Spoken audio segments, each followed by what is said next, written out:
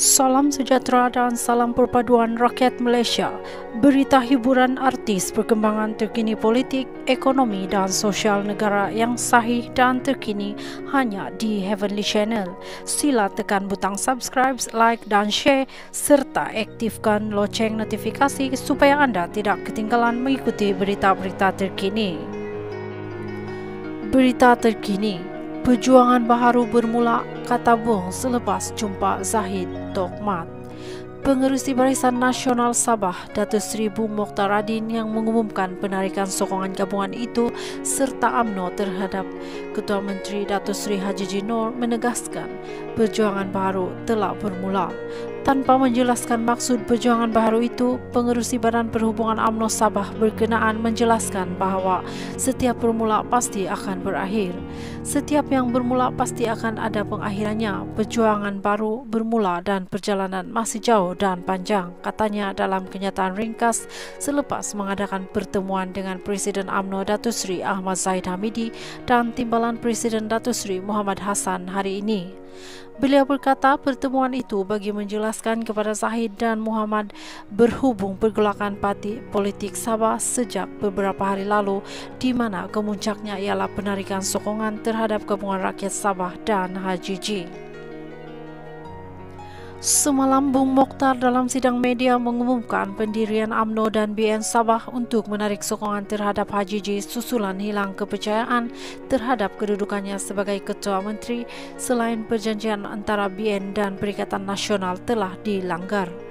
Menurutnya, BN dan PN melaksanakan perjanjian membentuk Kerajaan Sabah selepas pilihan raya negeri pada 2020.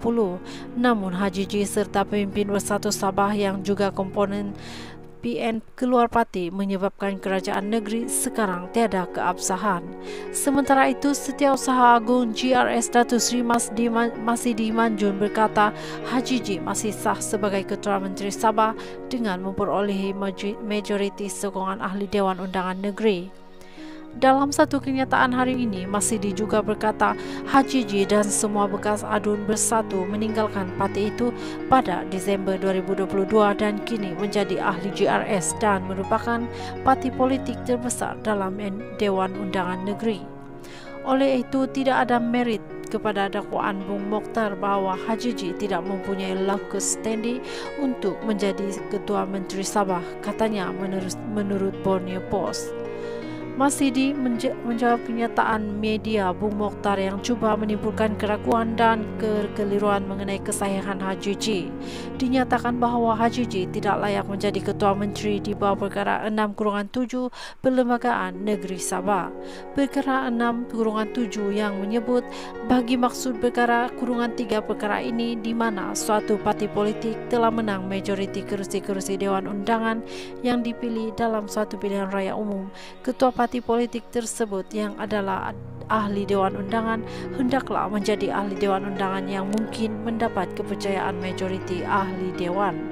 Perkara 6-3 Perlembagaan Negeri Sabah mengatakan yang di-Pertuan Negeri hendaklah melantik menjadi Ketua Menteri seseorang ahli Dewan Undangan yang pada hematnya mungkin mendapat kepercayaan majoriti ahli Dewan Undangan.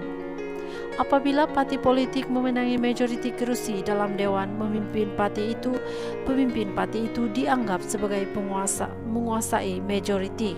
Majoriti bagi maksud perkara 6-7 bermakna lebih 50% kerusi dalam DUN, kata Masidi.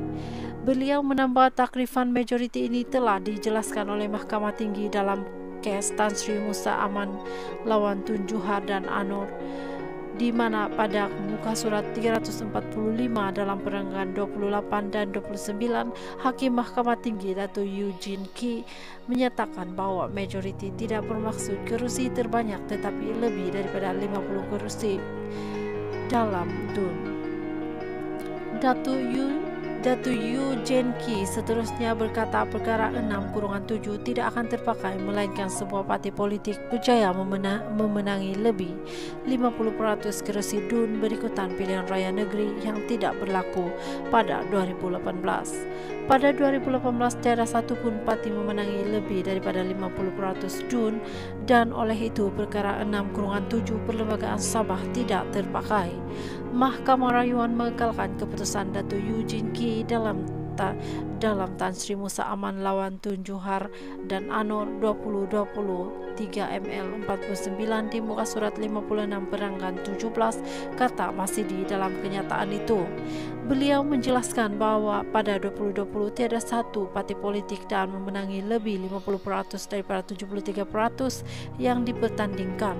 Oleh itu, berikutan tafsiran Mahkamah Tinggi dan Mahkamah Rayuan terhadap perkara 6-7, Tuan yang terutama mula-mula memerhatikan bahwa tidak ada parti politik yang memenangi lebih daripada 50% kursi DUN dan dengan itu mengetepikan perkara 6-7 sebagai tidak terpakai. Tuan yang terutama kemudiannya menggunakan kuasanya dengan cermat dan betul di bawah perkara 6-3 dan melantik Haji J sebagai Ketua Menteri. Oleh itu, masih diberkata Haji J secara perlembagaan dan sah mengangkat sumpah sebagai Ketua Menteri mengikut undang-undang dan mandat demokrasi rakyat Sabah. Perlu diperhatikan bahwa Perlembagaan Negeri Sabah dirangka untuk mengelakkan kepastian dan kestabilan politik di Sabah adalah menjadi asas kepada Perintah Perlembagaan Sabah bahwa Tuan yang terutama tidak diheret ke dalam permainan politik, pertikaian atau perebutan kuasa. Tambahnya, justru masih merumuskan bahwa amalan membawa akuan berkanun yang ditandatangani ke istana baru-baru ini sebagai bukti keyakinan adun terhadap kerajaan adalah tidak diperlukan dan harus dihentikan. Sekian info hari ini. Terima kasih.